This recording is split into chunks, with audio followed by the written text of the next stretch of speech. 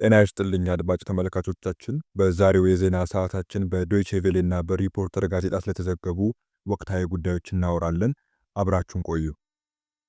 በትግራይ ክልልና በአካባቢው አንዣበበው የጦርነት ስጋት በሚል የተሰራውን የዶይቼ ቬለ ዘገባ እናስቀድማለን።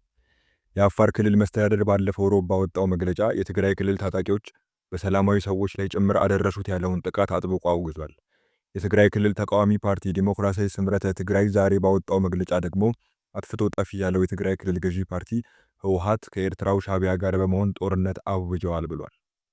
የትግራይ ክልል ታጣቂዎች የክልሉን ድንበር ተሻግረው አፋር ክልል ዞን 2 ውስጥ 6 ቀበሌዎችን አጥቅተዋል መባሉ ወትሮም ውጥረት የተጫጫነውን አካባቢ ከዳግም ጦርነት እንዳይከተው አስግቷል። የአፋር ክልል መስተዳደር ባለፈው ሮብ ጥቅምት 26 ባወጣው መግለጫ የትግራይ ክልል ታጣቂዎች በሰላማዊ ሰዎች ላይ ጭምር አደረሱት ያለውን ጥቃት አጥብቆ አውግዟል። የትግራይ ክልል ተቃዋሚ ፓርቲ ዲሞክራሲያዊ ስምረት ትግራይ ዛሬ ባወጣው መግለጫ ደግሞ አጥፍቶ ጠፊ ያለው የትግራይ ክልል ገዢ ፓርቲ ህወሓት ከኤርትራው ሻዕቢያ ጋር በመሆን ጦርነት አውጀዋል ብሏል። የትግራይ ክልል ጊዜያዊ አስተዳደር ግን ተፈጸመ የተባለውን ጥቃት አስተባብሏል። ማህበራዊ መገናኛ ዘዴዎች እንደዘገቡት ደግሞ የኢትዮጵያ መከላከያ ጦር ትግራይ ውስጥ የሚገኝ የጦር መሳሪያ ማከማቻ መጋዘንን በሰው አልባ አውሮፕላን ደብድቧል። ደረሱ የተባሉ ጥቃቶች ስለመፈጸማቸው ለማስተባበል በመንግስት በኩል የወጣ ምንም ይፋዊ መግለጫ የለም። ለዕለቱ ወደ ያዝነው ሌላኛው ጉዳይ ስናልፍ የሪፖርተር ዘገባን እንመለከታለን። የመንገድ ላይ ስብከትን የሚያስቀር የህግ መሻሻልና ማስፈጸሚያ መመሪያ ሊዘጋጅ እንደሚገባ ተገለጸ። የትኛውንም የሃይማኖት ተቋም በማይወክልና ይልቁንም ማህበረሰቡን በሚረብሽና በሚያማርር ሁኔታ በመንገድ ላይ የሚደረግ ስብከት የሚያስቀር ህግ ሊሻሻልና መመሪያ ሊዘጋጅ እንደሚገባ የአዲስ አበባ ከተማ ሰላምና ጸጥታ ቢሮ ገለጸ። ቢሮው ይህንን የገለጸው ከአዲስ አበባ የሃይማኖት ተቋማት ጉባኤና ከአዲስ አበባ ከተማ አስተዳደር ኮሚኒኬሽን ቢሮ ጋር በጋራ በመተባበር የሃይማኖት ተቋማት ሚዲያዎች ለሰላም እሴት ግንባታ ያላቸው ሚና በተመለከተ የግንዛቤ ማስጨበጫ ውይይት ጥቅምት 27 ቀን 2018 ዓ.ም በተካሄደበት ወቅት ነው። የአዲስ አበባ ከተማ ሰላምና ጸጥታ ቢሮ ምክትል ኃላፊ አቶ ብርሃኑ ረታ የጎዳና ላይና በንግድ ቦታዎች ላይ የሚደረግ የሃይማኖት ስብከትን በተመለከተ ሲናገሩ በመንገድና በንግድ ቦታዎች እየተሰበክን ነው በማለት ህብረተሰቡ በተደጋጋሚ ቅሬታ ያቀርባል ብሏል። ድርጊቱ የመልካም አስተዳደር ችግር ሆኖ በመለየቱ የህግ ማሻሻያ ከሚያስፈልጋቸው ጉዳዮች አንዱ እንደሆነ ተናግረዋል። ይህን በተመለከተም በቅርቡ ከሃይማኖት አባቶች ጋር ውይይት እንደሚኖር ጠቁመዋል።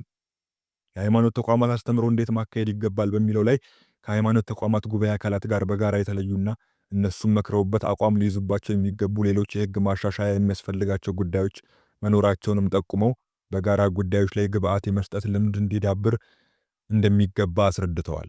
ሰላም በማስፈንና በተገቢው ጊዜ ግጭቶችን ለመፍታት ሚዲያዎችን በአዎንታዊ መንገድ ጥቅም ላይ ማዋልን ወቅቱ ይጠይቃል ብለዋል።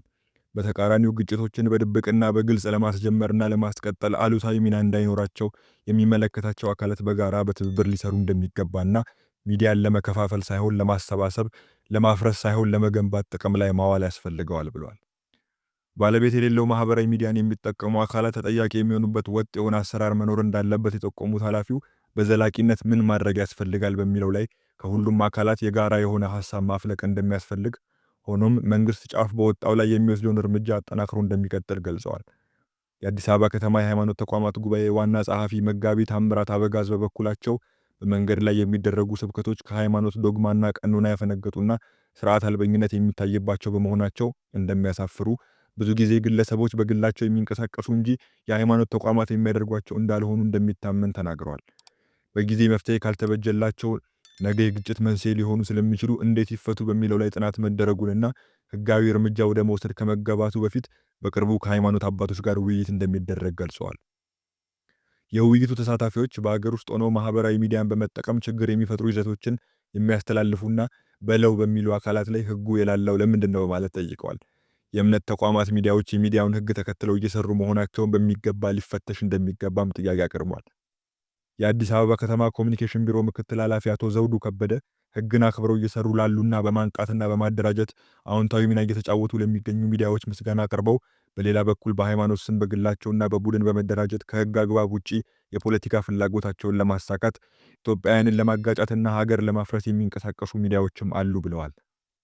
ትክክል አይደላችሁምና ከዚህ እኩይ ተግባራችሁ ታቀቡና ወደ ትክክለኛው መስመር ተመለሱ ሲባሉ መድረኩም ለዚህ ዓላማ መሳካት እንደሚረዳም ገልጸዋል። የሃይማኖት ተቋማት መገናኛ ብዙሃን ለዘላቂ ሰላምና አብሮነት ያላቸው ሚና በሚል ርዕስ ለውይይት መነሻ ጽሑፍ ያቀረቡት የኢትዮጵያ ኦርቶዶክስ ተዋሕዶ ቤተክርስቲያን የጥናትና ምርምር መምሪያና የቅዱስ ሲኖዶስ የኮሚኒኬሽን ኃላፊ መምህር ዳንኤል ሰይፈ ሚካኤል በአሁኑ ጊዜ ማህበረሰቡ የሚወደው የግጭት ዜና ነው።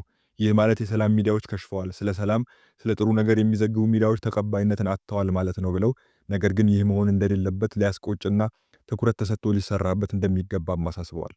ሰላም የማንኛውም ሕዝብ ፍላጎት በመሆኑ መንግስት ሰላም ማረጋገጥ ትልቁ ዓላማው አድርጎ ሊሰራበት እንደሚገባ፣ ለሰላም ማገልገል ጥሩ የህዝብ አገልጋይነት ማለት ስለሆነ ለሰላም ማድላት በየትኛውም መስፈርት ጉዳት የለውም ብለዋል። ጋዜጠኞች የሰላም ጋዜጠኝነትን ሊላበሱ እንደሚገባም የጠቆሙት ኃላፊው በዚሁ ረገድ ቤተ እምነቶች ስለ ሰላም አብዝተው ሊሰብኩ እንደሚገባ፣ የሃይማኖት ተቋማትም ከሌላ አቻ ተቋማት ጋር ስለ ሰላም በጋራ በመስራት የጋራ እሴት እንዲፈጥሩ አሳስበዋል። ሰላም ሲኖር ነው ሃይማኖትን በቅንነት ማገልገል፣ መቀደስ፣ መስገድ፣ መስበክና በዓል ማክበር የምንችለው። ለዚህም ራስን ወኪል በማድረግ ሁላችንም ለሀገር ሰላም ልንሰራ ያስፈልገዋል ብለዋል። 70 ያህል የተለያዩ ሚዲያዎች ከተውጣጡ ከ200 በላይ ተሳታፊዎች በተገኙበት መድረክ የጋራ ፎረም እንዲመሰረት ከመግባባት ላይ ተደርሷል። ሪፖርተር ወዳወጣው ሌላኛው ጉዳይ ስናልፍ መንግስት በኦሞ ስኳር ፋብሪካ ግንባታ የተፈጸሙ የመብት ጥሰቶችን በ3 ወራት ይፋ እንዲያደርግ ተጠየቀ ይለናል ዘገባው። የአፍሪካ የሰዎችና የሰብአዊ መብቶች ኮሚሽን መንግስት በኦሞ ስኳር ፋብሪካ ግንባታ ወቅት ተፈጸመዋል የተባሉ የመብት ጥሰቶችን ጥናት አድርጎ በ3 ወራት ይፋ እንዲያደርግ ተጠየቀ። ኮሚሽኑ ጥቅምት 26 ቀን 2018 ዓመት ይፋ ባደረገው ባለ 60 ገጽ ሪፖርት በደቡብ ምዕራብ ኢትዮጵያ ክልል የታችኛው ኦሞ ወንዝ በሚገኙ የአካባቢው ነዋሪዎች ከስኳር ፋብሪካው ግንባታ ጋር በተገናኘ መብቶች ተጥሰዋል ሲል አስታውቋል። የመብት ተቋሙ የኢትዮጵያ መንግስት የኦሞ ኩራዝ ፕሮጀክት ግንባታ የአካባቢ የማህበራዊና ሰብአዊ መብቶች ጥናት እንዲያካሂድ፣ ከዚህ ቀደም ጥናት አካሂዶ ከነበረ ደግሞ ጥናቱን ለህዝብ ይፋ እንዲያደርግ ጠይቋል። ኮሚሽኑ አክሎም መንግስት እንዲሰራ የተጠየቀው ሪፖርት በ3 ወራት ውስጥ ለህዝብ እንዲቀርብ፣ በ6 ወራት ውስጥ የተወሰዱ እርምጃዎችን ለኮሚሽኑ እንዲያሳውቅ አሳስቧል። የመብት ተቋሙ በታችኛው የኦሞ ወንዝ የሚገኘው የኦሞ ኩራዝ የስኳር ፋብሪካ ግንባታ ፕሮጀክት የአፍሪካ የሰዎችና የሰብአዊ መብቶች ድንጋጌዎችን በሚጥስ መልኩ የኢኮኖሚ፣ ማህበራዊ፣ ሰብአዊ መብቶችንና የአካባቢውን መሰረታዊ አኗኗር ሁኔታ ከግምት ውስጥ ያላስገባ መሆኑን ከዓመታት በፊት ሰርቫይቫል ኢንተርናሽናል በተሰኘ ድርጅት አማካኝነት አቤቱታ ማቅረቡን ያስረዳል። ቅሬታው የቀረበው በቀድሞ የደቡብ ብሔር ብሔረሰቦችና ህዝቦች ክልል የተገነቡ የኦሞ ኩራዝ ስኳር ፕሮጀክትና የግልገል ጊቤ የኃይል ማመንጫ ግድብ ላይ ቢሆንም ኮሚሽኑ ከግልገል ጊቤ ጋር የቀረበው ቅሬታ ምንም አይነት ጥሰት እንዳላደረሰ አስታውቋል። የታችኛው የኦሞ ወንዝ ነዋሪዎች በተለይም ቦዲ፣ ዳሰነች፣ ሐመር፣ ካሮ፣ ካውጉ፣ ሙርሲና ያንጋቶም የተሰኙ ቦታዎች ለዚሁ ችግር የተጋለጡ መሆናቸውን ቅሬታ አቅራቢዎችን ወክሎ ድርጅቱ አቤቱታ ማቅረቡን ኮሚሽን ያስረዳል። ኮሚሽኑ ይህን ሲከታተል መቆየቱን አብራርቶ በሰጠው ውሳኔ የኦሞ ኩራዝ ፕሮጀክት ለአካባቢው ነዋሪዎች መብትና ነጻነት በቂ ጥንቃቄ ያላደረገና የመልማት መብታቸውን የነፈገ ነው ብሏል። በወቅቱ ከአካባቢው ነዋሪዎች ይነሳ የነበረውን ቅሬታ ዝም ለማሰኘት በምሽት ወቅት ጠንካራ ወታደራዊ እንቅስቃሴ በማድረግ እምቢተኛ የሆኑ ነዋሪዎችን በቁጥጥር ስር ያውሉ እንደነበር ያስረዳል። ኮሚሽኑ ይህን መብት የተጣሰበት እንቅስቃሴ መሆኑን አረጋግጫለሁ ብሏል። ከዚህ ቀደም በዚህ ጉዳይ አምነስቲ ኢንተርናሽናልና ሌሎች የመብት ተቋማት መንግስት ነዋሪዎችን በግዳጅ ከቦታቸው የማስለቀቅ ስራ እየሰራ ነው የሚል ክስ አቅርበው እንደነበር ይታወሳል። በደቡብ ምዕራብ ኢትዮጵያ የሚገኘው የኦሞ ኩራዝ ፋብሪካ በተለያዩ ዓመታት ቅሬታ ሲቀርብበትና የመብት ጥሰት አቤቱታዎች ሲሰሙበት የቆየ ፋብሪካ ነው።